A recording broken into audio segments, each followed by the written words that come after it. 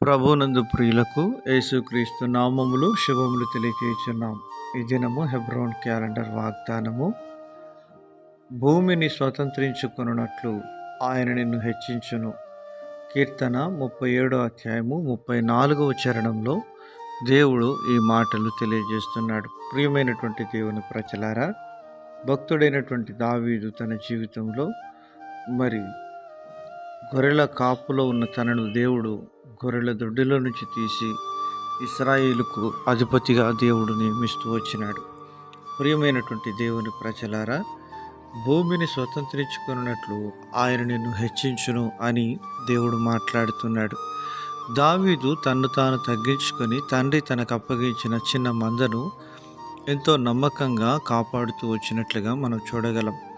ఆ విధంగా దేవుడు అరణ్యంలో దావీదును గొర్రెల మంద యుద్ధ ఉన్నప్పుడు దావీదుకు తెలియకుండానే దావీదును సిద్ధపరుస్తున్నాడు భూమిని స్వతంత్రించుకున్నట్లుగా. దేవుడు ఇలాగున మన జీవితంలో మనకు తెలియకుండానే దేవుడు మనల్ని సిద్ధపరుస్తున్నాడు. ఆ విధంగా దావీదు గొర్రెల దగ్గర ఉన్నప్పుడు సింహము ఎలుగు వంటి బారి నుంచి గొర్రెలను కాపాడిన విధానాన్ని మనం చూడగలుగుతున్నాం. తర్వాత ఫిలిస్తీన్లు ఇశ్రాయేల్ మీదకి దండెత్తి వచ్చినప్పుడు గొల్యాతు అనే శూరుని దావీదు వడిసెలతో కొట్టి జయించినటువంటి ఆ యొక్క విధానాన్ని మనం చూడగలుగుతున్నాం. ప్రియమైనటువంటి దేవుని ప్రజలారా, ఇదంతా కూడా దేవుడు అరణ్యంలో దావీదుకు తర్ఫీదునిస్తూ వచ్చినాడు. దేవుని సన్నిధిలో దావీదు కనిపెట్టుకుంటూ వచ్చిన విధానాన్ని మనం ఎరుగుదుము.